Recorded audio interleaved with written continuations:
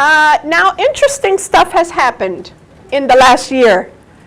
In the last year, we have had to include a disease.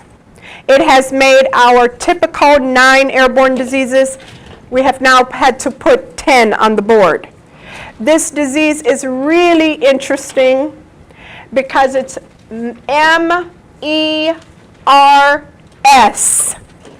and it stands for Middle Eastern Respiratory Syndrome.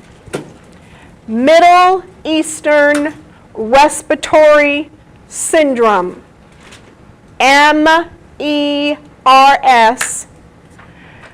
We're specifically looking at patients from Saudi Arabia, Korea, and they come in maybe with a cough or some respiratory illness, like a pneumonia. It's very, very similar to pneumonia. Our problem with MERS is that it originated more than likely from camels. So camels gave it to humans, and now humans are giving it to other humans, and 36% will die.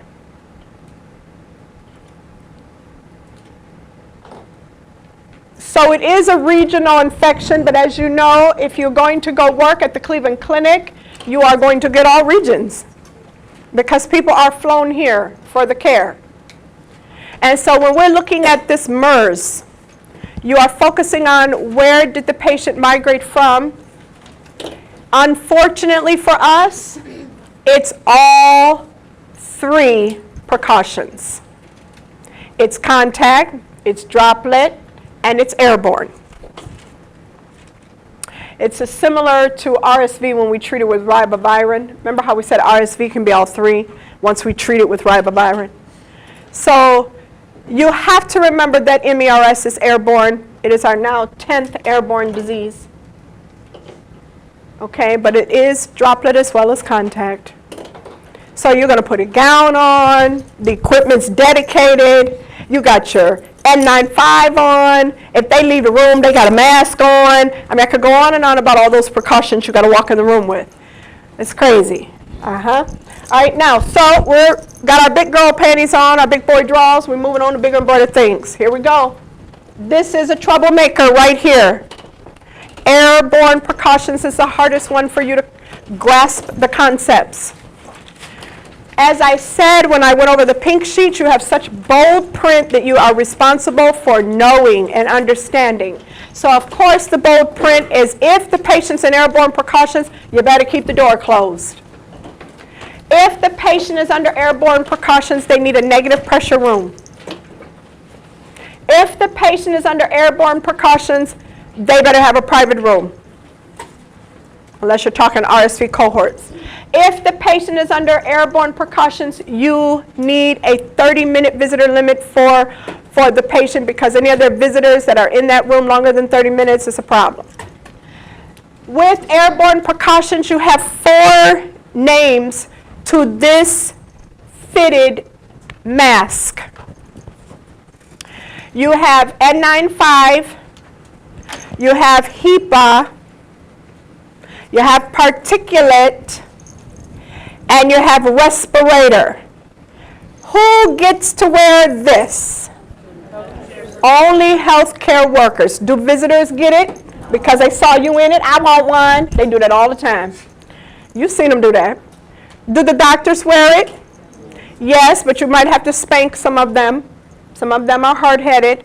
They're famous for walking in the room with nothing on. Famous.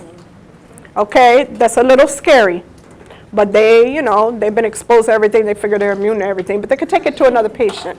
Okay, so they got to, you know, hopefully spank the butts. Tell them, hey, hey, hey, brother, come on out of here. What do you need, hell? Okay, what are you doing? Where's your mask? You're going to be friends with these people. They're going to be at your wedding. You're going to be at their wedding. And, you know, I delivered my baby and the whole room filled up with every doctor I know. So they're your friends. They are. It's hard to believe it, but they are your very best friends. Okay? You want to make sure you know that this mask is going to filter inspired air. It does nothing for what I breathe out, but I'm not infected, so it's okay. Right? Okay? Now, so this is a big deal. This damn thing is a big deal. All right, so let's get up on our 10. We got 10 of them. We used to have 9. As recently as 5 months ago, there were only 9. So now we have 10. I don't know about you guys. Kim is part of this group. Y'all pray for Kim in Jesus' name. Kim is crazy. Kim and my 32-year-old daughter swear that Tupac is still alive. You too? Okay, you know what? Okay, so why did Kim tell me she seen his ass in Painesville? I said, Kim, Tupac in Painesville, you want to rethink that? No, for real, I seen him. He was driving. He's in the back seat. Shut up, Kim. So we tell you Tupac because it's easy to remember. Which Tupacs are we talking about? Chicken pox and smallpox. 2 pox. That's how you gonna remember it. Then we take 2 diseases and we put them together because they're so similar. They differ by one way. TB and histoplasmosis, similar. The only way they differ is TB is a productive cough. Histoplasmosis, a fungal infection, is a dry cough. Histoplasmosis you can get from working with birds, or you can get it from being immunosuppressed with AIDS. Your CD4 drops, boom, now you sit up here with histoplasmosis. The next one I tried to help you with, I had a little rhyme or reason, kind of, sort of, maybe, but I had to add this third one. I had to add this 10th disease. Kind of messed up my rhyme, okay? I put 2 S's together thinking, cool. Shingles and SARS, and then I had to throw this little outlier in, MERS. SARS and MERS kind of sounded like I threw it up in there with that. Okay, shingles, SARS, and MERS.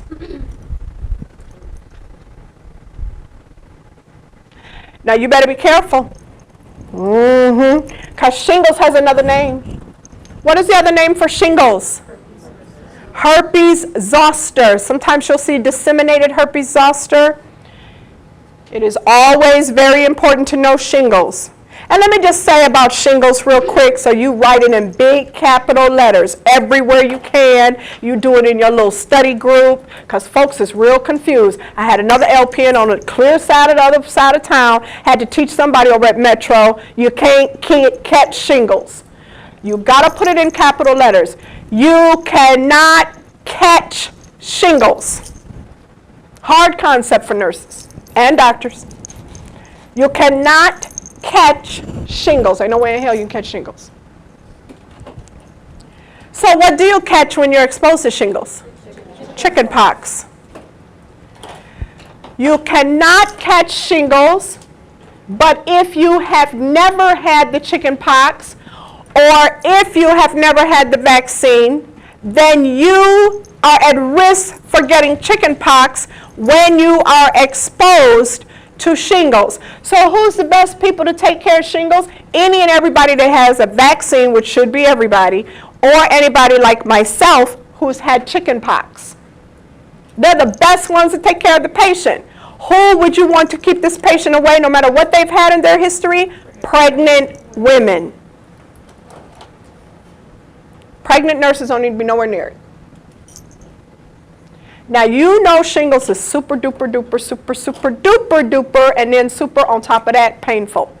I've had it in my eye. It is absolutely awful. And it was a little bit before my 50th birthday.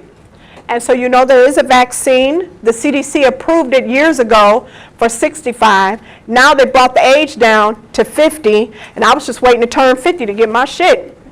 I got my shit all right in my eye in January. My birthday is in February. Oh yeah, sucks ass. I was like, oh God. So shingles in the eye, just ridiculous. And I remember thinking at church, this pain in my eye is just a little outrageous, and I'm not going to make it through the sermon. It's very severe.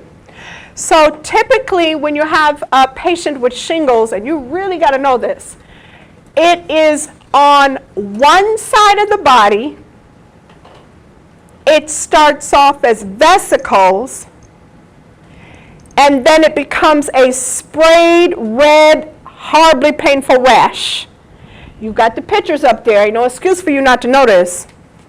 So it started off as vesicles, and then it becomes this really painful red sprayed rash that follows a nerve. Where are all the millions of places I've seen shingles? Like this. Across the thigh. Across the back. Across the shoulder. From the eye back to the scalp. Across the neck. So I have a banker, wonderful lady. And I'm at the bank doing business. And my banker says, oh, we were waiting on you to come in. Oh, shit, I hate when things start like that. We were waiting on you to come in. We got a question for you. I feel like I wasn't really told what to do, but I know you know. She said, I was told I had shingles. And I knew something was wrong because she was just looking very like contorted face, like hard to move. She had a sprayed red rash going back. You could see some of the little individual vesicles, but it was going over. I said, that's horrible. I said, you know what? You don't want to wear that bra. She says, but I'm in. I don't care. You want to do something different with this. Because she had this, she's busty lusty. She's a big thick bra, right? That was killing her. Anything that touches kills it. Anything that touches it is going to hurt it like all get out. One of the worst things you can do is put air on it, like a fan. Blowing air is going to hurt even more. She said she tried that. Essentially, what she was telling me as my banker is no one told her how to feel better. That's called basic care and comfort. So I told her about the cold compresses. I told her she's going to have to find some other way other than this incredibly tight strap on her bra to hold the girls. Talk to her boss, big sweatshirt, never hurt nobody. She really has to get this off of it because it's going to make it worse. I talked to her about really making sure she's at home. She keeps it completely open, nothing touching it. If anything were to touch it, it needs to be cotton or linen. Cotton or linen, thin, airy cloth, cotton or linen. But cool compresses are the best. Okay. We talked to her about playing music as a distraction. You do have to know that. I was just looking at the news again yesterday, and they were saying they have got to get their docs and nurses to think non-medication. Okay? And then I asked her a question. I said, let me ask you something. Did you get medication to make the days that you are having this shrink, like fewer days? So they didn't give me anything at all. They told me that at my age, people get this. I said, you're kidding me. So they didn't give her Valtrex or Acyclovir. Now, she did say it was just an urgent care that she went to. She was supposed to follow up with her doctor, and she didn't. You know how y'all do. I said, well, your doctor would have gave you some medication. Medication, what kind? Antivirals. Acyclovir, V-I-R, antiviral.